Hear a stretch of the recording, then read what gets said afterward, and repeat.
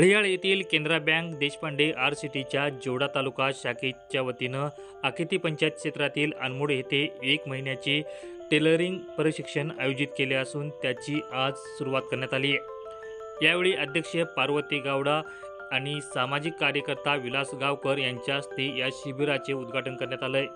त्यावेळी श्रीकांत देसाई, रेश्मा पठाण, अशोक सूर्यवंशी, मनोहर एच मांतेश, विनायक चव्हाण उपस्थित होते। ಸ್ವತಂತ್ರವಾಗಿ ಬದುಕಬೇಕು, ಅದಕ್ಕೆ ನಾವು ಸ್ವಾವಲಂಬಿ ಅಂತ ಕರಿತೀವಿ।